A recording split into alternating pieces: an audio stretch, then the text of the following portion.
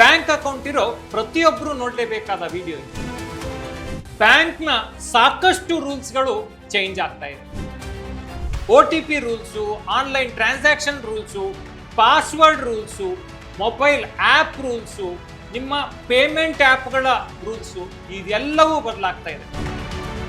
ಯಾವಾಗಿಂದ ಈ ಬದಲಾವಣೆಗಳು ಜಾರಿಗೆ ಬರ್ತಿವೆ, ಈ ಬದಲಾವಣೆಗಳನ್ನ ಯಾಕೆ ಮಾಡ್ತಿದ್ದಾರೆ, ಯಾರು ಈ ಬದಲಾವಣೆಗಳನ್ನ ಮಾಡ್ತಿದ್ದಾರೆ, ಬ್ಯಾಂಕ್ ಅಕೌಂಟ್ ಇರೋ ಪ್ರತಿಯೊಬ್ಬರಿಗೂ ಈ ವಿಡಿಯೋವನ್ನ ಶೇರ್ ಮಾಡಿ, ಅವರಿಗೂ ಕೂಡ ಇದರಿಂದ ಸಾಕಷ್ಟು ಬೆನಿಫಿಟ್ ಸಿಗುತ್ತೆ. ಹಾಯ್ ಹಲೋ ನಮಸ್ಕಾರ, ನಾನು ಶೇಷಕೃಷ್ಣ ಭಟ್. ಬ್ಯಾಂಕಿಗೆ ಸಂಬಂಧಿಸಿದಂತೆ ಇದೊಂದು ಬಿಗ್ ಅಪ್ಡೇಟ್. ಎಸ್, RBI ಬ್ಯಾಂಕಿಗೆ ಸಂಬಂಧಿಸಿದಂತೆ ರೂಲ್ಸ್ ಅನ್ನ ಚೇಂಜ್ ಮಾಡ್ತಾ ಇದೆ. ಬ್ಯಾಂಕ್ ಅಕೌಂಟ್ಸ್ ಇರುವಂತ ಪ್ರತಿಯೊಬ್ಬರು ಕೂಡ ಇದನ್ನ ತಿಳ್ಕೊಳ್ಳೇಬೇಕು. ಹಾಗಿದ್ರೆ ಯಾವಾಗಿಂದ ಹೊಸ ರೂಲ್ಸ್ ಜಾರಿಗೆ ಬರ್ತಾ ಇದೆ, ಏನೇನ್ ರೂಲ್ಸ್ ಚೇಂಜ್ ಆಗ್ತಾ ಇದೆ, RBI ಏನೇನ್ ರೂಲ್ಸ್ ಅನ್ನ ಚೇಂಜ್ ಮಾಡ್ತಾ ಇದೆ, ಇದರಿಂದ ಅಕೌಂಟ್ಸ್ ಹೋಲ್ಡರ್ಗೆ, ಇದರಿಂದ ಅಕೌಂಟ್ ಇರುವಂತವರಿಗೆ ಹೇಗೆ ಉಪಯೋಗ ಆಗುತ್ತೆ, ಇದೆಲ್ಲದರ ಬಗ್ಗೆ ಇನ್ ಡೀಟೇಲ್ ಆಗಿ ಈ ವಿಡಿಯೋದಲ್ಲಿ ನಾವು ಮಾತಾಡ್ತೀವಿ. ಇದನ್ನ ತಿಳಿಸ್ಕೊಡೋದಕ್ಕೆ ನಮ್ಮ ಜೊತೆಗೆ ಶರತ್ MS ಅವರಿದ್ದಾರೆ. ಇವರು ಸೀನಿಯರ್ ಜರ್ನಲಿಸ್ಟ್, ವೈಯಕ್ತಿಕ ಹಣಕಾಸು ಬರಹಗಾರರು, ಹಾಗೆಯೇ ಬಾಸ್ವಾಲ ಸಂಸ್ಥೆಯ ಕಂಟೆಂಟ್ ವಿಭಾಗದ ಮುಖ್ಯಸ್ಥರು. ಮತ್ತೆ ಆಗ್ತಾರ ಅವರನ್ನ ವೆಲ್ಕಮ್ ಮಾಡೋಣ.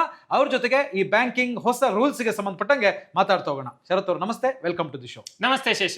ರೂಲ್ಸ್ ಗಳು ಆಗಾಗ ಚೇಂಜ್ ಆಗ್ತಾ ಇರುತ್ತೆ, ಬಟ್ ಈ ಸಲ RBI ಏನ್ ಚೇಂಜ್ ಮಾಡೋದಕ್ಕೆ ಹೊರಟಿದೆ ರೂಲ್ಸ್ ಅನ್ನ, ಇದೊಂದು ಮೇಜರ್ ಅಪ್ಡೇಟ್ ಅಥವಾ ಬಿಗ್ ಅಪ್ಡೇಟ್ ಅಂತಾನೆ ಕರೆಯಲಾಗ್ತಾ ಇದೆ. ಯಾಕೆ ಮತ್ತೆ ಏನು ಅಂತ ಈಗ ನೋಡಿ ಶೇಷ, ನಾವು ನೋಡ್ತಾ ಬಂದ್ರೆ ಕಾಲ ಕಾಲಕ್ಕೆ ಬ್ಯಾಂಕ್ ನಲ್ಲಿ ಹೊಸ ಸುಧಾರಣೆಗಳನ್ನ RBI ತರ್ತಾ ಹೋಗಿದೆ.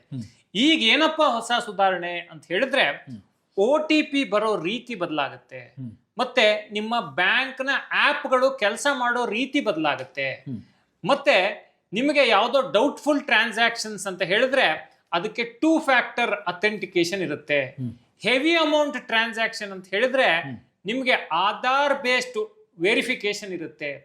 ಈ ರೀತಿ ಸಾಕಷ್ಟು ಸುಧಾರಣೆಗಳನ್ನ RBI ತರಲಿಕ್ಕೆ ಹೊರಟಿದೆ. ಇದು ಒಂದು 5-6 ತಿಂಗಳ ಅವಧಿಯಲ್ಲಿ ಇದು ಜಾರಿಗೆ ಬರುತ್ತೆ.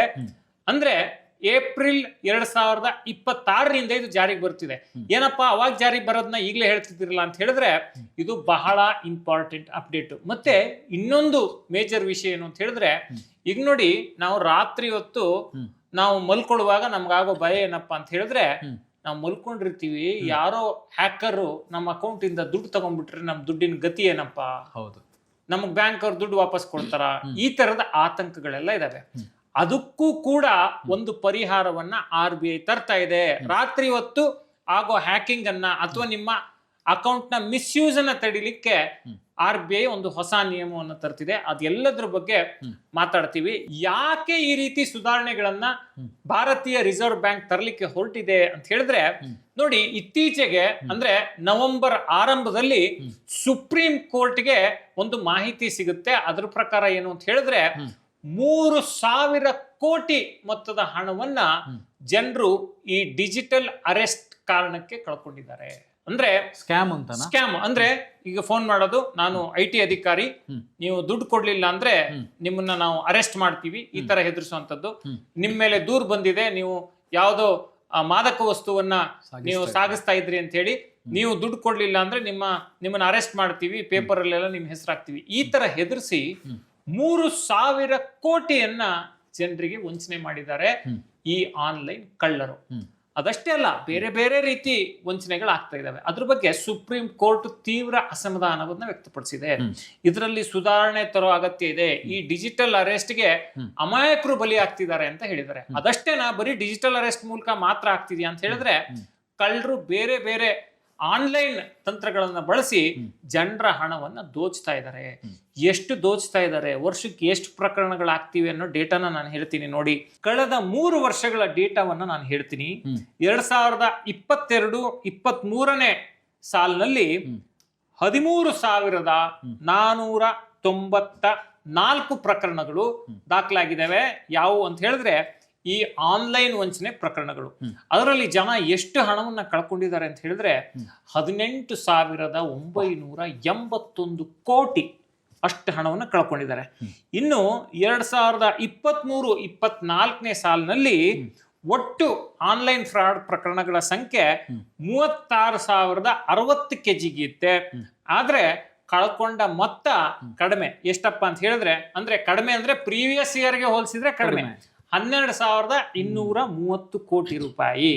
ಅಲ್ಲಿಗೆ ನಿಲ್ತಾ ಅಂತ ಹೇಳಿದ್ರೆ ಇಲ್ಲ 2024-25ರಲ್ಲಿ ಈ ಪ್ರಕರಣಗಳ ಸಂಖ್ಯೆ ಸ್ವಲ್ಪ ಕಡಿಮೆ ಆಗುತ್ತೆ. 23,953 ಆನ್ಲೈನ್ ಫ್ರಾಡ್ ಪ್ರಕರಣಗಳು ದಾಖಲಾಗ್ತವೆ. ಆದ್ರೆ ಹೋದ ಮೊತ್ತ ಎಷ್ಟು ಗೊತ್ತಾ? 36,014 ಕೋಟಿ ರೂಪಾಯಿ. ಅಂದ್ರೆ 22 ಮತ್ತು 23ನೇ ಸಾಲಿಗೆ ಕಂಪೇರ್ ಮಾಡಿದ್ರೆ ಸರಿ ಡಬಲ್. ಅಂದ್ರೆ 194% ಜಂಪ್ ಆಗಿದೆ 2024-25ನೇ ಸಾಲಿನಲ್ಲಿ. ಅಲ್ಲಿ ನೋಡಿ, ಪ್ರಕರಣಗಳ ಸಂಖ್ಯೆ ಕಡಿಮೆ ಇದೆ ಅಂದ್ರೆ ಈ ದುಡ್ಡು ಜಾಸ್ತಿ ಯಾರ ಹತ್ರ ಇದೆ ಅಂತ ನೋಡ್ಕೊಂಡು ಅಂತವರಿಗೆ ಅಂದ್ರೆ ಹೆಚ್ಚು ದುಡ್ಡಿರೋರನ್ನ ಟಾರ್ಗೆಟ್ ಮಾಡ್ದಂಗೆ ಕಾಣಿಸ್ತಾ ಇದೆ ಅಂಕಿ ಅಂಶಗಳ ಪ್ರಕಾರ. ಇದೆಲ್ಲವನ್ನ ಗಮನಿಸಿ ಭಾರತೀಯ ರಿಸರ್ವ್ ಬ್ಯಾಂಕ್ ಏಪ್ರಿಲ್ 1, 2026ರಿಂದ ಜಾರಿಗೆ ಬರುವಂತೆ ಸಾಕಷ್ಟು ಸುಧಾರಣೆಗಳನ್ನ ತರ್ತಾ ಇದೆ. OTP ವೆರಿಫಿಕೇಶನ್ ನಲ್ಲಿ, ಸ್ಕ್ರೀನ್ ಶೇರಿಂಗ್ ಟೂಲ್ಸ್ ನಲ್ಲಿ, ಫೇಕ್ ಕಸ್ಟಮರ್ ಕೇರ್ ನಂಬರ್ಗಳ ಬಗ್ಗೆ, ಡೀಪ್ ಫೇಕ್ ವಾಯ್ಸ್, ಮತ್ತೆ ಲೋನ್ ಆಪ್ ಥ್ರೆಟ್ಗಳು, ಮಾಲ್ವೇರ್ ಅಂದ್ರೆ ಯಾವುದೋ ಒಂದು ವೈರಸ್ ಅನ್ನ ಹಾಕಿ ಮೊಬೈಲ್ ನಲ್ಲಿ ಅಂದ್ರೆ ಮೊಬೈಲ್ ಆಪ್ ನಲ್ಲಿ ಅದ್ರ ಮೂಲಕ ಕ್ಲಿಕ್ ಮಾಡಿದ ಕೂಡಲೇ ವಂಚನೆ ಮಾಡುವಂತದ್ದು, ಈ ತರದೆಲ್ಲ ಆಗ್ತಿದೆ. ಅದನ್ನ ತಡಿಲಿಕ್ಕೆ RBI ಬಹಳ ದೊಡ್ಡ ಬದಲಾವಣೆಯನ್ನು ತರ್ತಾ ಇದೆ. ಆಮೇಲೆ ಈ ಸೋರ್ಸು RBI ಕೊಟ್ಟಿರೋದಲ್ವಾ? ಇದು RBI ಮೂಲಕನೇ ಸಿಕ್ಕಿರುವಂತಹ ಸೋರ್ಸು. ಮತ್ತೆ ಇನ್ನೊಂದು ಮಾಹಿತಿಯನ್ನ ನಾವಿಲ್ಲಿ ಸ್ಪಷ್ಟಪಡಿಸಬೇಕು. ನಾವೇನಿಲ್ಲಿ ಶಾಕಿಂಗ್ ನಂಬರ್ಸ್ ಅನ್ನ ಹೇಳಿದ್ವಲ್ಲ, ಇದು RBI ಆನ್ಯುವಲ್ ರಿಪೋರ್ಟ್ 2025 ಅಲ್ಲಿ ಇರುವಂತಹ ಮಾಹಿತಿ ಪ್ಲಸ್ ಮಿಂಟ್ ನ್ಯೂಸ್ ಪತ್ರಿಕೆಯಲ್ಲಿ ಪ್ರಕಟ ಆಗಿರುವಂತಹ ಒಂದು ಅಂಕಿ ಅಂಶ. ಸೊ ಇದನ್ನ ಗಮನದಲ್ಲಿಟ್ಕೋಬೇಕು. ಯಾಕೆಂದ್ರೆ ಇದೊಂದು ಹೈಪ್ಡ್ ನಂಬರ್ ಅಲ್ಲ, ನಾವು ಸುಮ್ಮನೆ ಸೃಷ್ಟಿ ಮಾಡಿರೋ ಸಂಖ್ಯೆ ಇಲ್ಲ, ಇದು ವಾಸ್ತವದ ಸಂಖ್ಯೆ ಅನ್ನೋದನ್ನ ನಾವು ಸ್ಪಷ್ಟಪಡಿಸ್ತೀವಿ.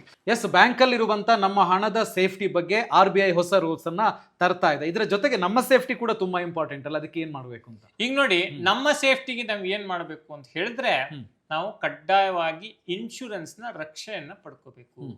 ಇನ್ಶೂರೆನ್ಸ್ ನ ರಕ್ಷೆ ಯಾಕೆ ಇಂಪಾರ್ಟೆಂಟ್ ಅಂತ ಹೇಳಿದ್ರೆ, ಸಂಕಷ್ಟ ಕಾಲದಲ್ಲಿ ನಮ್ಮ ಆಪ್ತ ಮಿತ್ರನಂತೆ ಕೆಲಸ ಮಾಡೋದು ಯಾವ್ದಪ್ಪ ಅಂತ ಹೇಳಿದ್ರೆ ಟರ್ಮ್ ಇನ್ಶೂರೆನ್ಸ್. ಈಗ ಒಂದು ಕುಟುಂಬಕ್ಕೆ ಒಬ್ಬ ವ್ಯಕ್ತಿ ಅಂದ್ರೆ ಮನೆ ಯಜಮಾನ ಅಥವಾ ಯಜಮಾನಿ ಬಹಳ ಕಷ್ಟಪಟ್ಟು ದುಡಿತಿರ್ತಾರೆ.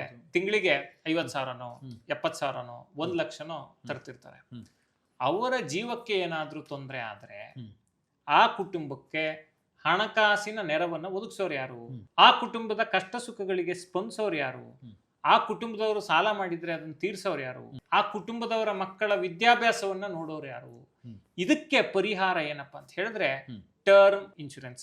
ಟರ್ಮ್ ಇನ್ಶೂರೆನ್ಸ್ ಅತ್ಯಂತ ಅಗ್ಗವಾದ ಮತ್ತು ಸುರಕ್ಷಿತ ಜೀವ ವಿಮೆ.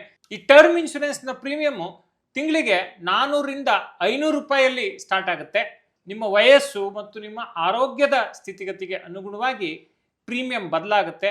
1 ಕೋಟಿ 2 ಕೋಟಿ ಹೀಗೆ ನಿಮ್ಮ ಆದಾಯಕ್ಕೆ ಅನುಗುಣವಾಗಿ ಕವರೇಜ್ ಅನ್ನ ಪಡ್ಕೋಬಹುದು. ನಮ್ಮ ಡಿಸ್ಕ್ರಿಪ್ಷನ್ ಅಲ್ಲಿರೋ ಲಿಂಕ್ ಅನ್ನ ಬಳಸಿ ನೀವು ಟರ್ಮ್ ಇನ್ಶೂರೆನ್ಸ್ ಅನ್ನ ಖರೀದಿ ಮಾಡಿದ್ರೆ ನಿಮಗೆ 15% ಡಿಸ್ಕೌಂಟ್ ಸಿಗುತ್ತೆ. ಅಷ್ಟೇ ಅಲ್ಲ, 51 ಇನ್ಶೂರೆನ್ಸ್ ಕಂಪನಿಗಳ ಬೇರೆ ಬೇರೆ ಟರ್ಮ್ ಇನ್ಶೂರೆನ್ಸ್ ಪ್ರಾಡಕ್ಟ್ ಗಳನ್ನ ಕಂಪೇರ್ ಮಾಡಿ ನಿಮಗೆ ಯಾವುದು ಸರಿ ಹೊಂದುತ್ತೆ, ನಿಮಗೆ ಎಷ್ಟು ಕವರೇಜ್ ಬೇಕು, ನಿಮಗೆ ಯಾವ ಪ್ರೀಮಿಯಂನ ಮಿತಿ ಇರಬೇಕು, ಇದೆಲ್ಲವನ್ನು ವ್ಯಾಲಿಡೇಟ್ ಮಾಡಿ ಖರೀದಿ ಮಾಡಲಿಕ್ಕೆ ಸಾಧ್ಯ ಆಗುತ್ತೆ. ಡಿಸ್ಕ್ರಿಪ್ಷನ್ ಅಲ್ಲಿರೋ ಲಿಂಕ್ ಅನ್ನ ಬಳಸ್ಕೊಂಡು ನೀವು ಖರೀದಿ ಮಾಡಿದ್ರೆ. ಇನ್ನು ಕುಟುಂಬದ ಸುರಕ್ಷತೆಗಾಗಿ ಟರ್ಮ್ ಇನ್ಶೂರೆನ್ಸ್ ಓಕೆ, ನಮ್ಮ ಆರೋಗ್ಯ ಸುರಕ್ಷತೆನೂ ಬೇಕಲ್ವಾ, ಅದಕ್ಕೆ ಹೆಲ್ತ್ ಇನ್ಶೂರೆನ್ಸ್ ತುಂಬಾ ಮುಖ್ಯ. ತಿಂಗಳಿಗೆ 400ರಿಂದ 500 ರೂಪಾಯಿಯಿಂದ ಈ ಹೆಲ್ತ್ ಇನ್ಶೂರೆನ್ಸ್ ಪ್ರೀಮಿಯಂಗಳು ಸ್ಟಾರ್ಟ್ ಆಗ್ತವೆ. 1 ಕೋಟಿವರೆಗೂ ಕವರೇಜ್ ಅನ್ನ ಪಡಿಬಹುದು. ನೀವು ಎಷ್ಟು ಮೊತ್ತದ ಕವರೇಜ್ ಪಡಿತೀರಿ ಅನ್ನೋದ್ರ ಮೇಲೆ ಪ್ರೀಮಿಯಂ ವ್ಯತ್ಯಾಸ ಆಗುತ್ತೆ.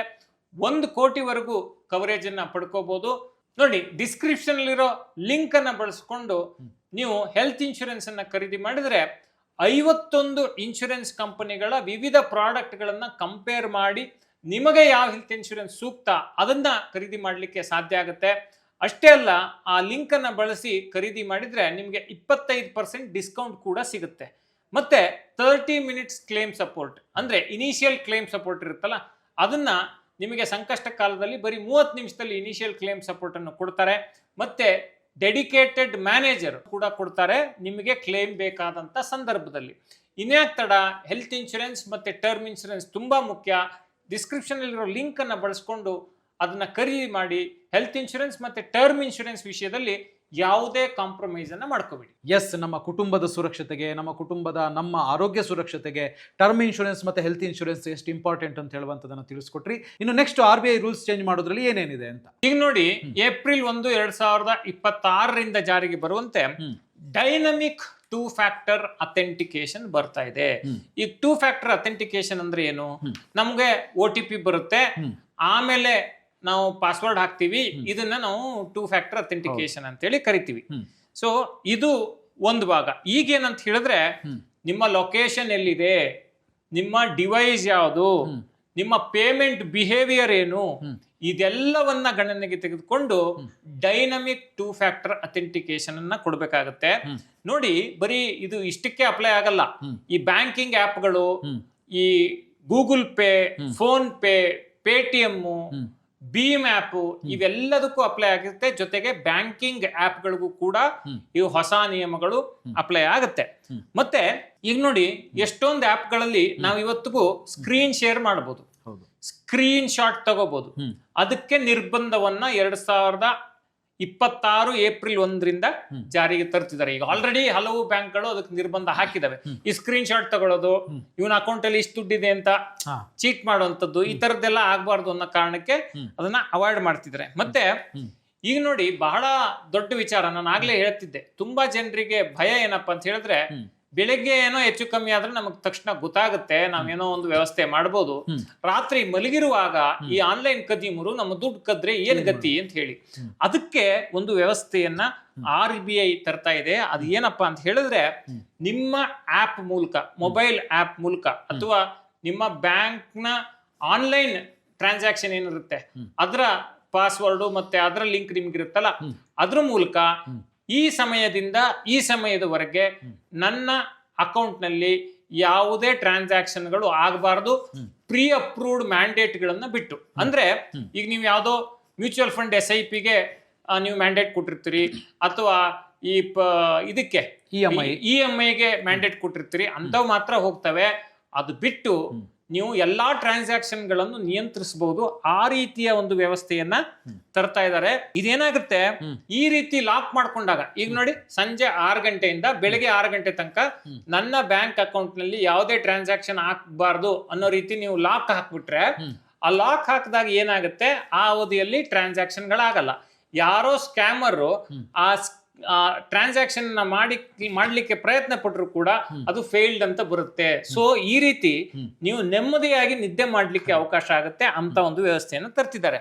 ಮತ್ತೆ ಈಗೇನಾಗುತ್ತೆ, ಪ್ರತಿಯೊಬ್ಬರ ಮೊಬೈಲ್ ನಲ್ಲೂ ಬೇರೆ ಬೇರೆ ಆಪ್ಗಳಿರ್ತವೆ, ಬ್ಯಾಂಕಿಂಗ್ ಆಪ್ಗಳಿರ್ತವೆ.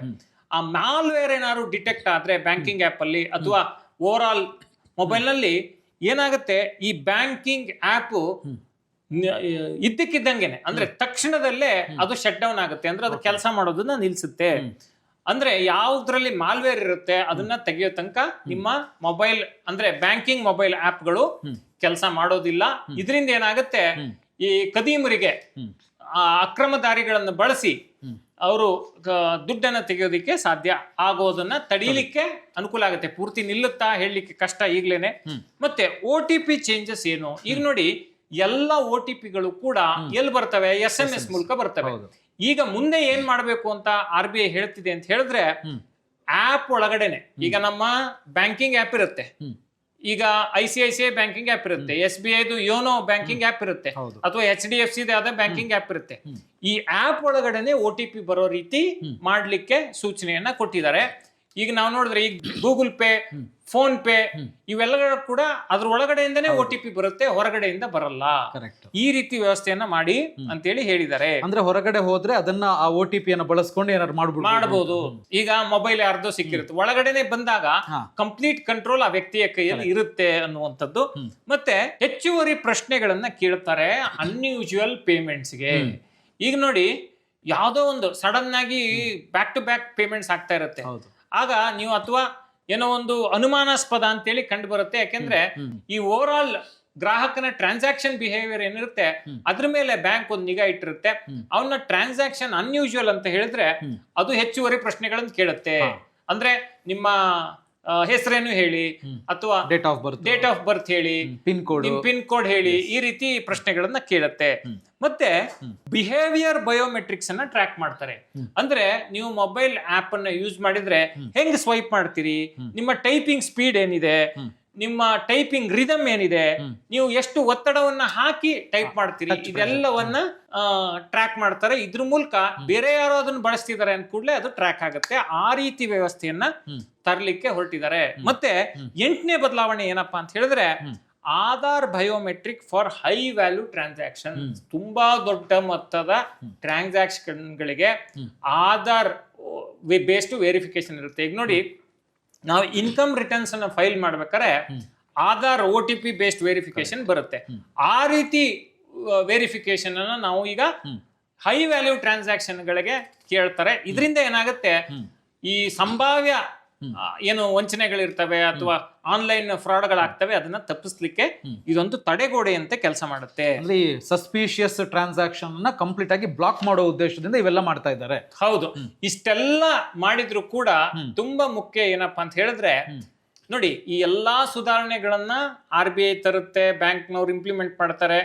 ಇದೆಲ್ಲಾ ಸುಧಾರಣೆ ಮಾಡಿದ್ರು ಕೂಡ ಈ ಆನ್ಲೈನ್ ವಂಚಕರು ಹೊಸ ಹೊಸ ದಾರಿಗಳನ್ನು ಹುಡುಕ್ತಾ ಇರ್ತಾರೆ.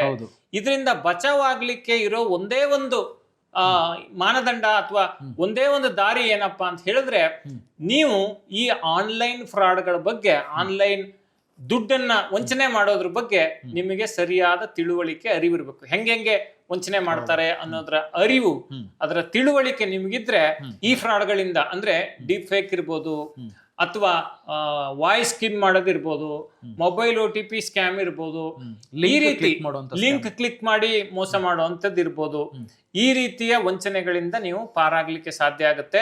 ಈಗ ಇತ್ತೀಚೆಗೆ ನೀವು ನೋಡಿರ್ಬೋದು, ಉಪೇಂದ್ರ ಅವರ ವೈಫ್ಗೆನೆ, ಪ್ರಿಯಾಂಕಾ ಉಪೇಂದ್ರ ಅವ್ರಿಗೆನೆ ಫ್ರಾಡ್ ಆಗಿ ಸುಮಾರು ದುಡ್ಡನ್ನ ಅವ್ರು ಕಳ್ಕೊಂಡು ನಂತರ ಕಂಪ್ಲೇಂಟ್ ಕೊಟ್ಟು ನಂತರ ಅದನ್ನ ಪೊಲೀಸರು ಟ್ರ್ಯಾಕ್ ಮಾಡಿದ್ರು. ಆದ್ರೆ ಅಷ್ಟೆಲ್ಲ ಸಮಸ್ಯೆ ಯಾಕೆ ಅಂದ್ರೆ, ಗೊತ್ತಿರೋರಿಗೆ ಇಷ್ಟೆಲ್ಲ ಸಮಸ್ಯೆ ಆಗುತ್ತೆ ಅಂತ ಹೇಳಿದ್ರೆ ಜನಸಾಮಾನ್ಯರ ಹತ್ರ ಹೇಗೆ ಸುಲಿಗೆ ಮಾಡ್ತಿದ್ದಾರೆ ಅನ್ನೋದಕ್ಕೆ ನಮ್ಮ ಅಂಕಿಅಂಶಗಳು ಹೇಳ್ತಾ ಇದ್ದಾವೆ. ಅದಕ್ಕೆ ಜನರು ಎಚ್ಚೆತ್ಕೋಬೇಕು. ಇತ್ತೀಚೆಗೆ ಇನ್ನೊಂದು ಸ್ಟಾರ್ಟ್ ಆಗಿದೆ, ಅಂದ್ರೆ ತುಂಬಾ ದೊಡ್ಡ ಮಟ್ಟದಲ್ಲಿ ಆಗ್ತಾ ಇರೋದು. ನೀವು ವಾಟ್ಸ್ಆಪ್ ಓಪನ್ ಮಾಡಿದ ಕೂಡಲೇ ನಿಮಗೆ ಬೇರೆ ಬೇರೆ ಬ್ಯಾಂಕ್ಗಳ ಹೆಸರಲ್ಲಿ ಲಿಂಕ್ ಅಂತ ಕಳಿಸ್ತಾರೆ. ಆ ಲಿಂಕ್ ಕ್ಲಿಕ್ ಮಾಡಿದ್ರೆ ಸಾಕು ದುಡ್ಡು ಕಳ್ಕೊಂಡ್ಬಿಡ್ತಾರೆ. ತುಂಬಾ ಜನ ಆತರ ಕಳ್ಕೊಂಡಿದ್ದಾರೆ ಅಂತ. ಸೊ ಅವ್ರಿಗೆಲ್ರಿಗೂ ಕೂಡ ಇದರಿಂದ ಬೆನಿಫಿಟ್ ಆಗುತ್ತೆ. ಹೌದು, ಏನಂತ ಹೇಳಿದ್ರೆ ಸಸ್ಪಿಷಿಯಸ್ ಲಿಂಕ್ಗಳು ಅಥವಾ ನಿಮಗೆ ಗೊತ್ತಿಲ್ಲದೆ ಇರೋ ಯಾವ್ದೋ ಮೆಸೇಜು, ಇದನ್ನ ದಯವಿಟ್ಟು ಕ್ಲಿಕ್ ಮಾಡಕ್ ಹೋಗ್ಬೇಡಿ. ತುಂಬಾ ಜನ ಸಮಸ್ಯೆಗೆ ಸಿಗಾಕೊಳ್ತಾ ಇರೋದು ಇಲ್ಲೇನೆ. ನೋಡಿ, ಎಷ್ಟೇ ತಿಳ್ಕೊಂಡಿದ್ರು ನಾವು ಸಾಂದರ್ಭಿಕ ಎಚ್ಚರಿಕೆಯನ್ನ ತೋರದೇ ಇದ್ರೆ ಯಾವ ಸುರಕ್ಷತೆಯೂ ನಮಗೆ ಸಾಕಾಗಲ್ಲ. RBI ಅವರು ಎಷ್ಟೊಂದು ಒಳ್ಳೆ ಸುಧಾರಣೆಗಳನ್ನು ತರ್ತಾ ಇದ್ದಾರೆ. ಆದ್ರೆ ನಾವು ಅದಕ್ಕೆ ತಕ್ಕಂಗೆ ನಾವು ಅಡಾಪ್ಟ್ ಆಗಿ ಎಚ್ಚರಿಕೆ ವಹಿಸ್ಲಿಲ್ಲ ಅಂತ ಹೇಳಿದ್ರೆ ನಮ್ಮ ದುಡ್ಡು ಪೋಲಾಗುತ್ತೆ, ವಂಚನೆಗೆ ಬಲಿ ಆಗುತ್ತೆ. ಹಾಗಾಗಿ ಎಚ್ಚರಿಕೆಯಿಂದ ಕಾರ್ಯವನ್ನ ನಿರ್ವಹಿಸಿ, ನಿಮ್ಮ ಸುರಕ್ಷತೆ ನಿಮ್ಮ ಕೈಯಲ್ಲಿ, ನಿಮ್ಮ ದುಡ್ಡಿನ ಸುರಕ್ಷತೆಯು ಕೂಡ ನಿಮ್ಮ ಕೈಯಲ್ಲಿದೆ ಅನ್ನೋ ಎಚ್ಚರಿಕೆ ನಿಮ್ಮಲ್ಲಿ ಇರಬೇಕು. ಓಕೆ, ಇದರ ಜೊತೆಗೆ ಈಗ ಈ ತರದ ಚೇಂಜಸ್ ತರೋದ್ರಿಂದ ಯಾವ ತರದ ಬೆನಿಫಿಟ್ಸ್ ಆಗ್ಬೋದು ಅಂತ ಹೇಳ್ತೀರಿ? ಈ ತರದ ಚೇಂಜಸ್ ತಂದಾಗ ಏನಾಗುತ್ತೆ ಅಂತ ಹೇಳಿದ್ರೆ, ಓವರ್ ಆಲ್ ಈ ಆನ್ಲೈನ್ ಕದಿಮರಿಗೆ, ಆನ್ಲೈನ್ ಕಳ್ಳರಿಗೆ ಅಷ್ಟು ಸುಲಭದಲ್ಲಿ ವಂಚನೆಗಳನ್ನ ಮಾಡ್ಲಿಕ್ಕೆ ಆಗಲ್ಲ. ನಾನು ಆಗ್ಲೇ ಹೇಳಿದೆ, ಅವರು ಹೊಸ ದಾರಿಗಳನ್ನು ಹುಡುಕ್ಬೋದು. ಆ ಹೊಸ ದಾರಿಗಳನ್ನು ಹುಡುಕಿದಾಗ ನಾವು ಎಚ್ಚರಿಕೆಯನ್ನ ವಹಿಸ್ಬಿಟ್ರೆ ನಾವು ಸಾಧ್ಯವಾದಷ್ಟು ಇಂಥ ಫ್ರಾಡ್ಗಳಿಂದ ಬಚಾವಾಗ್ಲಿಕ್ಕೆ ಸಾಧ್ಯ ಆಗುತ್ತೆ. ಸುಪ್ರೀಂ ಕೋರ್ಟ್ ಕೂಡ ಈ ಡಿಜಿಟಲ್ ಅರೆಸ್ಟ್ಗೆ ಕೋಟ್ಯಾಂತರ ರೂಪಾಯಿ, 3,000 ಕೋಟಿ ರೂಪಾಯಿ ಹೋಗಿರೋದನ್ನ ಬಹಳ ಗಂಭೀರವಾಗಿ ಪರಿಗಣಿಸಿದೆ.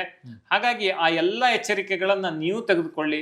ನಿಮ್ಮ ಹಣವನ್ನ ಸುರಕ್ಷಿತವಾಗಿ ಕಾಪಾಡಿಕೊಳ್ಳೋದ್ರಲ್ಲಿ ಎಲ್ಲದಕ್ಕಿಂತಲೂ ಮುಖ್ಯವಾಗಿ ನಿಮ್ಮ ಪಾತ್ರ ದೊಡ್ಡದಿದೆ ಅನ್ನೋದನ್ನ ಮರಿಬೇಡಿ. ಸೂಪರ್. ಎಷ್ಟೋ ಅಮಾಯಕರು ಟ್ರಾನ್ಸಾಕ್ಷನ್ ಮಾಡ್ಲಿಕ್ಕೆ ಹೋಗ್ಬಿಟ್ಟು ಅಥವಾ ಯಾರೋ OTP ಕೇಳಿದ್ರು ಅಂತ ಹೇಳಿ ಕೊಟ್ಟು ಅಥವಾ ಇನ್ನೇನೋ ಪಿನ್ಗಳನ್ನು ಕೊಟ್ಟು ಹಣ ಕಳ್ಕೊಂಡಿದ್ದಾರೆ. ಅಂಥವ್ರಿಗೆ ಮೋಸ ಆಗಬಾರ್ದು ಅಂತ ಹೇಳೋ ಕಾರಣಕ್ಕೆ RBI ದೊಡ್ಡ ರೂಲ್ಸ್ ಅನ್ನ ತರ್ತಾ ಇದೆ. ಸೊ ಈ ರೂಲ್ಸ್ ಇಂದ ನೀವು ಹೇಳಿದಂಗೆ ಎಷ್ಟೋ ಅಮಾಯಕರ ಹಣ ಉಳಿಬಹುದು ಅಂತ ಹೇಳುವಂಥದ್ದು ನಮಗೂ ಕೂಡ ಅನ್ನಿಸ್ತಾ ಇದೆ. ಅದ್ರ ಜೊತೆಗೆ ಜನರಿಗೆ ಇದನ್ನ ಅವೇರ್ನೆಸ್ ಮೂಡಿಸುವಂತ ವಿಚಾರದಲ್ಲಿ ಎಲ್ಲ ಡೀಟೇಲ್ಸ್ ಅನ್ನ ತಿಳಿಸ್ಕೊಟ್ಟಿದ್ದೀರಿ. ಖಂಡಿತ ಶೇಷ. ಈಗ ನೋಡಿ, ಒಂದು ವಿಷಯ ನಾನು ಹೇಳ್ತೀನಿ. ಈ ವಿಡಿಯೋದಿಂದ ತುಂಬಾ ಜನರ ದುಡ್ಡನ್ನ ಸುರಕ್ಷಿತವಾಗಿ ಉಳಿಸ್ಲಿಕ್ಕೆ ಸಹಾಯ ಆಗುತ್ತೆ. ಈ ವಿಡಿಯೋನ ಸಾಧ್ಯವಾದಷ್ಟು ಜನರಿಗೆ ಶೇರ್ ಮಾಡಿ. ಕರೆಕ್ಟ್. ಇದರಿಂದ ನಮಗೊಂದಷ್ಟು ವ್ಯೂಸ್ ಸಿಗ್ಬೋದು, ಒಪ್ಕೋತೀನಿ, ಆದ್ರೆ ಎಷ್ಟೋ ಜನರ ದುಡ್ಡು ಉಳಿಯುತ್ತೆ. ಅದನ್ನ ನೆನ್ಪಿಟ್ಟುಕೊಳ್ಳಿ. ಸಾಧ್ಯ ಆದಷ್ಟು ಜನರಿಗೆ ಈ ವಿಡಿಯೋವನ್ನ ಹಂಚ್ಕೊಳ್ಳಿ. ಅವರಿಗೂ ಕೂಡ ಈ ಸುರಕ್ಷತೆಯ ಸಾಕ್ಷರತೆಯನ್ನ ಒದಗಿಸಿ. ಅಬ್ಸಲ್ಯೂಟ್ಲಿ. ದುಡ್ಡು ಕಳ್ಕೊಂಡಂತವ್ರಿಗೆ ಅದರ ಕಷ್ಟ ಖಂಡಿತವಾಗ್ಲೂ ಗೊತ್ತಿರುತ್ತೆ. ಯಾರು ಕಳ್ಕೊಳ್ಬಾರ್ದು ಅಂತ ಹೇಳಿದ್ರೆ ಈ ರೂಲ್ಸ್ ಅನ್ನ ಫಾಲೋ ಮಾಡಿದ್ರೆ ಆಯ್ತು. RBI ತರ್ತಾ ಇರುವಂತ ಹೊಸ rules. Thank you Sharath Thank you. So ನೋಡಿದ್ರಲ್ಲ, ಆನ್ಲೈನ್ ನಲ್ಲಿ ಆಗುವಂತ ವಂಚನೆ ಅಥವಾ ಸ್ಕ್ಯಾಮ್ ಅನ್ನ ತಪ್ಪಿಸಬೇಕು ಅಂತ ಹೇಳಿದ್ರೆ ಜಾಗೃತಿ ಅಂತ ಹೇಳುವಂತದ್ದು ತುಂಬಾ ಇಂಪಾರ್ಟೆಂಟ್. ಹಾಗಾಗಿ ಈ ವಿಡಿಯೋನ ಎಲ್ರಿಗೂ ಕೂಡ ಶೇರ್ ಮಾಡಿ. ಸೊ ಈ ವಿಡಿಯೋ ನಿಮಗೆ ಇಷ್ಟ ಆಗಿದೆ ಅಂತ ಹೇಳಿ ಅನ್ಕೊಳ್ತೀನಿ. ಲೈಕ್ ಮಾಡಿ, ಶೇರ್ ಮಾಡಿ, ಬಾಸ್ ವಾಲಾ ಕನ್ನಡ ಚಾನಲ್ನ ಸಬ್ಸ್ಕ್ರೈಬ್ ಮಾಡಿ. Boss Wala. Be the boss.